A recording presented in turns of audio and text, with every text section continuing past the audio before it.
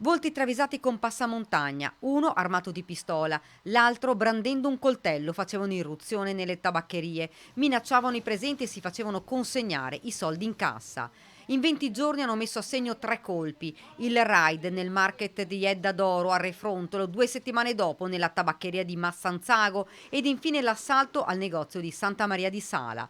La banda è stata arrestata proprio dopo quest'ultima rapina. Le immagini del colpo, dove hanno immobilizzato il titolare con delle fascette in plastica e dopo averlo spinto in un ripostiglio si sono impossessati del denaro, circa 1.800 euro. La loro auto è stata bloccata dai carabinieri di Vittorio Veneto al casello autostradale di Cordignano sulla 28.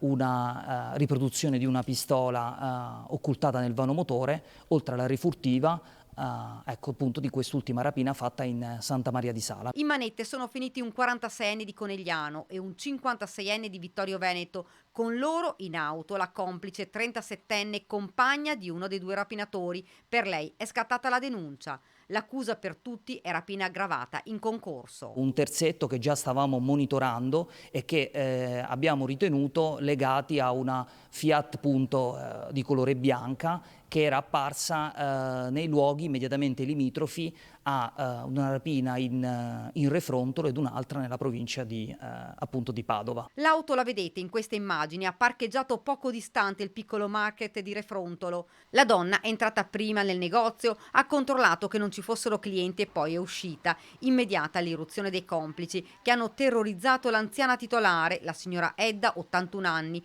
puntandole la pistola contro e portandole via l'incasso, circa 1.100 euro. Il 14 marzo i rapinatori hanno colpito alla tabaccheria di Zemignana di Massanzago. Perquisite anche le abitazioni, sono stati trovati e sequestrati dei coltelli. Le indagini dei carabinieri continuano. Sono ancora in corso e non escludiamo la loro responsabilità in altri, ecco, episodi analoghi occorsi qui in Veneto.